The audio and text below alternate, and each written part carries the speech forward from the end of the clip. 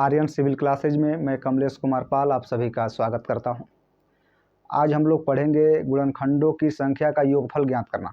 पहले वाले भाग में हमने गुणनखंडों की संख्या ज्ञात करना सीखा था।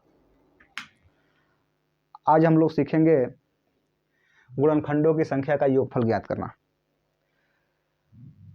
अब यहाँ पे कुछ हम लोग कॉन्सेप्ट बनाएंगे कि आखिर में गुणनखंडों का योगफल ज्ञात करने का कॉन्सेप्ट कैसे बनेगा।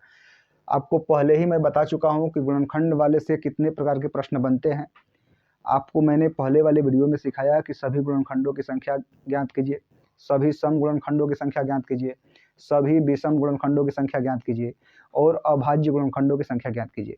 आज हम लोग केवल कॉन्सेप्ट को समझेंगे कि आखिर में इसका योगफल कैसे निकलेगा। ये दोनों कॉन्सेप्ट समाप्त होने के बाद, यानी संख्या ज्ञात करने वाला और योगफल ज्ञात करने वाला कॉन्सेप्ट समाप्त होने के बाद पुनः सबको मिला करके एक पूरे प्रश्नों का सेट चलेगा। तो आइए आप यहाँ पे देखिए कि गुणनखंडों का योगफल आप कैसे ज्ञात करेंगे। तो सबसे पहले आप छोटे छोटे नंबरों पे अप्लाई करिए और बड़े बड़े नंबरों के लिए एक रिलेशन निकालिए कि सभी प्रश्न आपका बन जाए। अब यहाँ पे मैं जैसे ले रहा हूँ कि 8 को मैं ले लिया। अब जब मैं 8 को लिया तो 8 के सबसे पहले कौन कौन नंबर हैं जो पूर्णतः विभाजित कर देंगे। तो आप देख रहे हैं कि ये नंबर 1 से कटेगा। एक तो आपको पता ही है कि एक सभी नंबरों का गुणनखंड है और जो संख्या है वो स्वयं एक गुणनखंड है। अब 1 से कटेगा, 2 से कटेगा, 4 से कटेगा और यहाँ पे खुद ये 8 से कटेगा। अब 8 के जो गुणनखंडों की संख्या मिला वो 1, 2, 4 और 8 मिला। अब यहाँ से आज हम लोगों को सीखना है योगफल। तो जब योगफल सीखना है तो सभी गुणनखंडों की संख्या को आप जोड़ देंगे तो 1, 2, 3 हो जाएगा। ये 4 जोड़ेंगे 7 हो जाएगा। 8 को जोड़ देंगे तो ये 15 हो जाएगा। तो आप बोलेंगे कि सभी गुणनखंडों की संख्या का योगफल 15 होगा। अब यहाँ पे मैं पूछूं कि सभी सम गुणनखंडों की संख्या का योगफल कितना होगा, तो आप 2, 4, 6, 8 को जोड़ेंगे तो 14 हो जाएगा। अभी सम गुणनखंडों की संख्या का योगफल बोले तो यहाँ पे केवल 1 होगा। तो ये लॉजिक छोटी संख्याओं के लिए तो अच्छा है, लेकिन बड़े बड़े नंबरों को यदि हल करना है तो इस लॉजिक पे आप हल नहीं कर पाएंगे। इसलिए एक हम लोगों को रिलेशन निकालना पड़ेगा कि सभी गुणनखंडों की संख्या का योगफल निकालने के लिए क्या करना पड़ेगा। तो आप देखिए कि यहाँ पे सभी गुणनखंडों की संख्या का योगफल आपने बताया तो यहाँ पे सभी को जोड़ लिया। अब इसी के माध्यम से बड़े बड़े नंबरों को हल करना है तो एक हम लोगों को रिलेशन बनाना पड़ेगा। तो अब ये जो संख्या है आपको 8 दिया, इसका अभाज्य आप घात बनाइए, अभाज्य फैक्टर बनाइए। जिस तरह से 8 वाले नंबर का अभाज्य फैक्टर बनाते हैं तो ये 2 चौके 8 हो गया, 2 से काटे 2 हो गया, ये 2 एकम 2 हो गया। तो इसी को हम लोग अभाज्य फैक्टर बोलते हैं। तो इसको घात रूप में सजाएंगे तो आप 2 की पावर कितना लिख लेंगे, तो ये आपका 2 का पावर यहाँ पे हो जाएगा 3। और जब 3 हो गया तो यहाँ पे पहला प्रश्न पूछे आपसे कि सभी गुणनखंडों की संख्या का योगफल ज्ञात करें। सभी गुणनखंडों की संख्या का योगफल। तो जब आप योगफल यहाँ पे निकालेंगे तो यहाँ पे आप देखिए आपने पहले ही इस तरह से गिन करके एक रिलेशन बना लिया है कि 15 होगा, लेकिन एक हम लोगों को कॉन्सेप्ट निकालना पड़ेगा कि आखिर में उसी कॉन्सेप्ट से सभी प्रश्नों को, बड़े बड़े नंबरों को हम लोग हल कर पाएँ।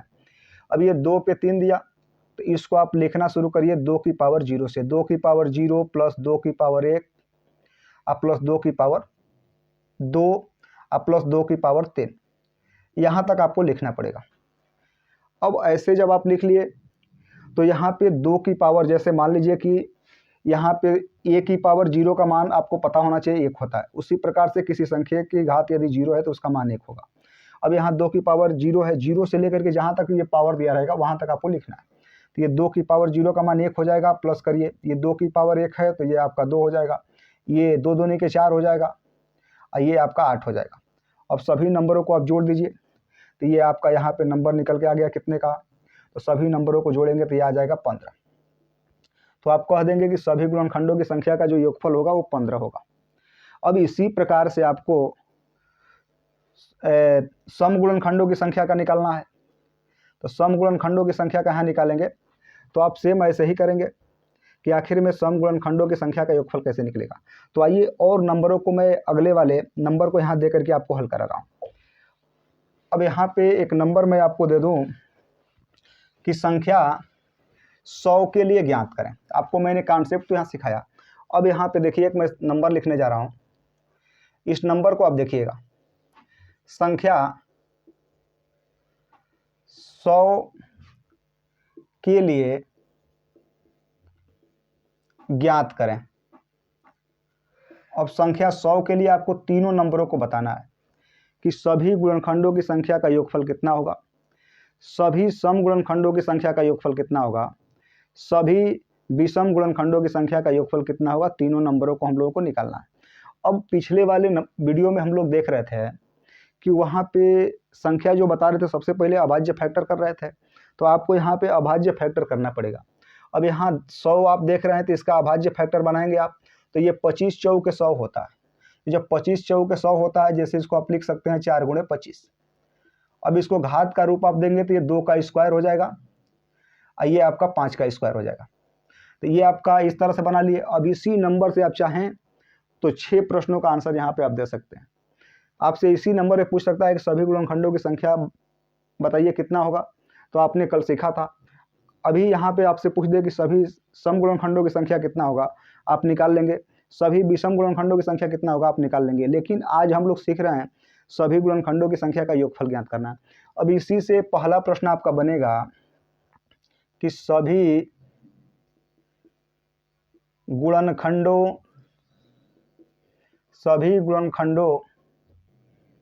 की संख्या का योगफल, संख्या का योगफल। अब आपसे जब यहाँ पे योगफल पूछा जाएगा तो आप यहाँ पे क्या करिए कि जो ये घात दिए गए हैं इसको आप 2 की घात 0 से लिखना शुरू करिए। ये 2 की घात 0 हो जाएगा, प्लस यहाँ करिए 2 की पावर 1 हो जाएगा, प्लस करिए 2 की पावर ये 2 हो जाएगा। अब ये इंटू कर दीजिए यहाँ पे, ये आपका बनेगा 5 की पावर 0 प्लस 5 की पावर 1 और प्लस 5 की पावर 2। अब इस नंबरों को आप हल करेंगे तो अभी मैंने बताया कि 1 की घात 0 का मान होता है 1, 2 की घात 0 का भी मान 1 होगा। अब यहाँ पे 2 की पावर 0 दिया तो 1 हो जाएगा, 1 प्लस 2 प्लस 4। अब इंटू का साइन दीजिए, ये आपका बनेगा 5 की घात 0 है तो ये 1 प्लस ये आपका 5 हो जाएगा प्लस ये 25 हो जाएगा। अभी इसका जोड़ेंगे तो ये कितना हो जाएगा, 7 हो जाएगा, 7 गुणते अब इस नंबर को जोड़ेंगे तो 31 हो जाएगा। अब ये देखिए कितना हो गया, 7 एकम 7 और 7 तरीके 21। तो इस पे आंसर इसका बन गया 217। तो सभी गुणनखंडों की संख्या का योगफल जो मिला वो 217 हो गया। अब इसी नंबर से मैं आपसे पूछूं दूसरा प्रश्न कि सभी सम गुणनखंडों की संख्या का योगफल ज्ञात करिए। तो ये पहला तो सभी गुणनखंडों की संख्या का योगफल आपने बता दिया 217। अब यहाँ पे मैं दूसरा प्रश्न इसी पे लिखूं कि सभी सम गुणनखंडों की संख्या का योगफल ज्ञात करें। सभी सम गुणनखंडों की संख्या का योगफल, दूसरा प्रश्न मैं यहाँ पे लिखने जा रहा हूँ, सभी सम गुणनखंडों की संख्या का योगफल। तो अब सम वाले में क्या करना होता है, सम वाले में क्या करना होता है कि केवल आपको यहाँ से जो 2 की घात 0 से लिख रहे थे सभी वाले में, यहाँ 2 यदि सम वाला नंबर देगा तो ये लिखना है 2 की पावर 1 से, 2 की पावर 1 प्लस 2 की पावर 2। इंटू का साइन यहाँ पे दे दीजिए, ये 5 की पावर 0 रहेगा, ये प्लस 5 की पावर 1 प्लस ये 5 की पावर 2 हो जाएगा। तो जो इसमें सम वाला आधार दिया है अभाज्य नंबर का, उसका पावर 2 की घात 1 से शुरू कर देना है, 1 से करना है, 0 से नहीं, 1 से करना है। अब यहाँ पे जो आपके विषम अभाज्य नंबर होंगे उनको 0 से स्टार्ट करना है। देखिए 0 1 2 यहाँ तक हुआ। अब इसी नंबर को आप हल करा दीजिए, ये 2 की पावर 1 है तो 2 हो जाएगा, प्लस ये 4 हो गया, ये इंटू का साइन दे दीजिए यहाँ पे, तो ये आपका 1 मिलेगा, ये 5 हो गया, ये आपका 25 हो गया। अब इस नंबर को आप हल करेंगे तो ये आपका 6 हो गया, और इसको जब आप हल कराएंगे तो ये कितना आपका हो गया, 31 हो गया। अब ये 6 एकम 6 6 तेरे 18, तो 186 सभी सम गुणनखंडों की संख्या का योगफल हो जाएगा। तो केवल एक ही बात आपको याद रखनी है कि यहाँ पे 2 की पावर 1 से शुरू करना है यदि ये सम अभाज्य नंबर है तब।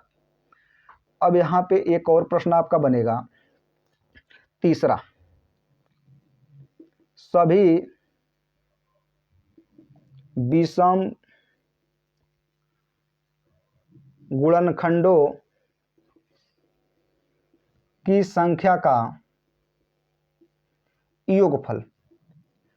अब यहाँ पे देखिए, केवल आपको क्या करना है कि जब ये विषम वाला नंबर पूछेगा तो ये सम जो आधार है इसको छोड़ दीजिए, केवल आप विषम वाले नंबर को लीजिए, केवल विषम वाले नंबर को लेना है, सम वाले नंबर को छोड़ देना है।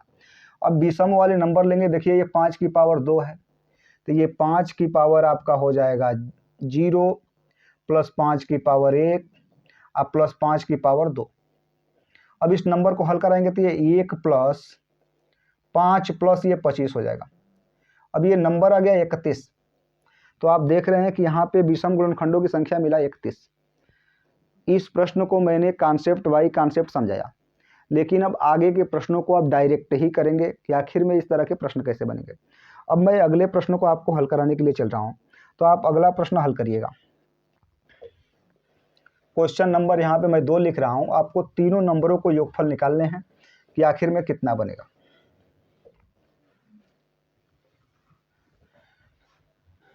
यहाँ पे क्वेश्चन 2 को मैं लिख दिया, संख्या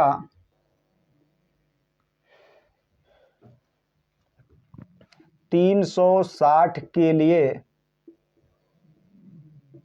ज्ञात करें। अब यहाँ पे पहला प्रश्न मैं लिखूं कि सभी गुणनखंडों की संख्या का योगफल, सभी गुणनखंडों की संख्या का योगफल, ये आपको ज्ञात करना पड़ेगा। इसी पे मैं दूसरा प्रश्न लिखूं कि सभी सम गुणनखंडों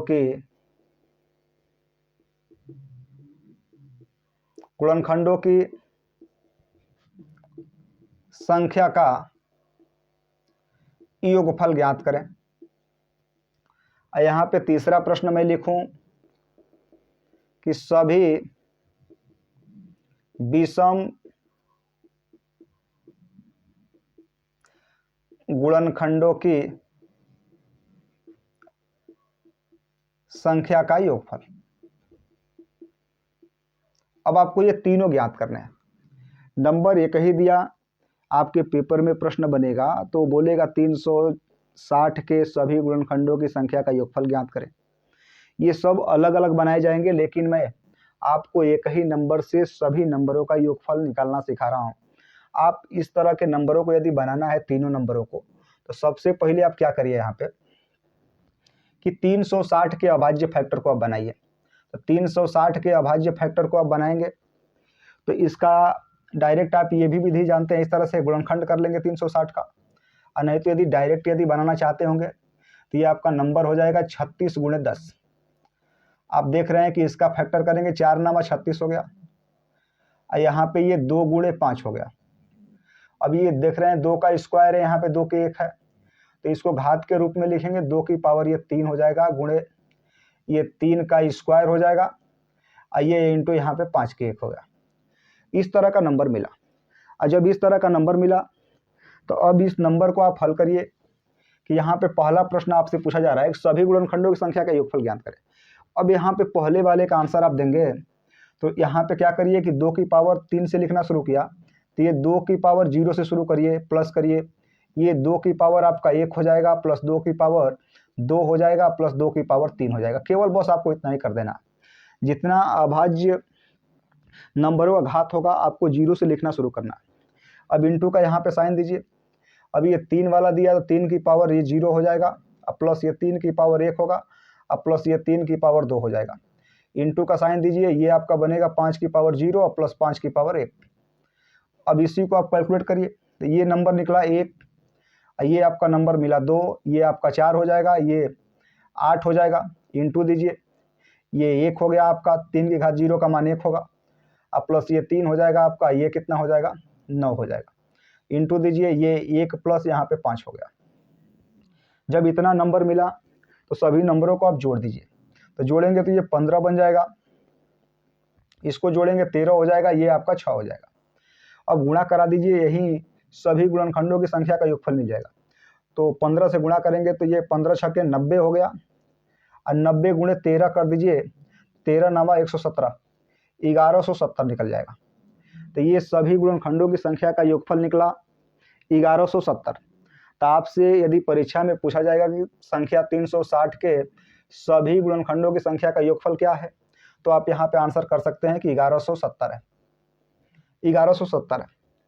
अब यहाँ पे मैं दूसरे वाले का आंसर करूँ इसका कि सभी सम गुणनखंडों की संख्या का योगफल क्या होगा, तो आपको एक ही बात याद रखना है कि यदि सभी गुणनखंडों की संख्या बोलेगा तो ये 2 की पावर 0 से तो लिखना शुरू करना है, लेकिन सम गुणनखंडों की संख्या बोलेगा, सम गुणनखंडों की संख्या बोलेगा। अब दूसरे वाले का आप सॉल्यूशन देखिए, तो यहाँ पे आपको करना है क्या है कि इसको 2 की घात 0 से नहीं लिखना है, इसको 2 की पावर 1 से लिखना है। कहें कि 2 की पावर जब 0 लेंगे तो उसका मान 1 हो जाएगा। अब प्रश्न में बोला जा रहा है सम वाले नंबर को जोड़ने के लिए, इसीलिए आपको 2 की पावर 0 को हटा देना होता है।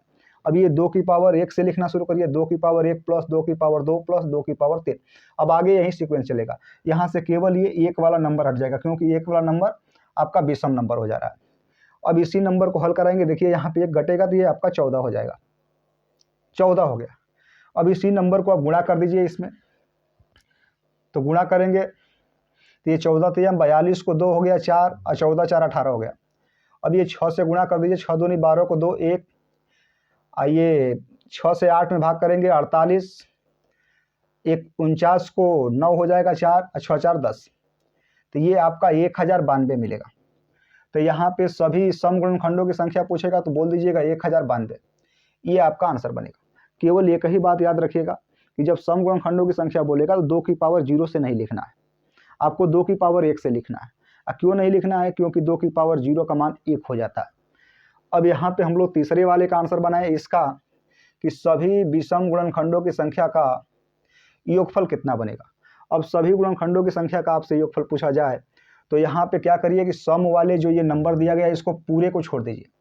अब तीसरे वाले प्रश्न को मैं हल कराऊं तो यहाँ पे क्या करिए कि ये 2 की पावर जो 3 है इसको पूरे को छोड़ दीजिए, यहाँ से लेकर यहाँ तक पूरा मिटा दीजिए। ये 2 की पावर जो नंबर है इसको मिटा दीजिए, ये आप मिटा दीजिए। अब बाकी इधर यहीं चलेगा, 3 की पावर यहाँ पे इसको नहीं लेना है, 3 की पावर 0 चलेगा, 3 की पावर 1, 3 की पावर 2, ये बाकी रहेगा। तो आप देख रहे हैं 13 छक 78, तो यहाँ वाले पे इस वाले का आंसर बन जाएगा 78, 78 बन जाएगा।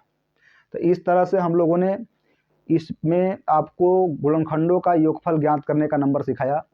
अब अगले वाले पार्ट में गुणनखंडों से केवल प्रश्न मैं हल कराऊंगा आप सभी को, गुणनखंडों की संख्या ज्ञात करना और गुणनखंडों का योगफल ज्ञात करना। अब उसमें उस प्रश्न में आपको 4 विकल्प भी मिलेंगे, आप उसको हल करिएगा, बड़े बड़े नंबर वहाँ देखने के लिए मिलेंगे। मैं दोनों वीडियो में बस आपको कॉन्सेप्ट समझाने का प्रयास किया। बहुत बहुत धन्यवाद आप सभी को।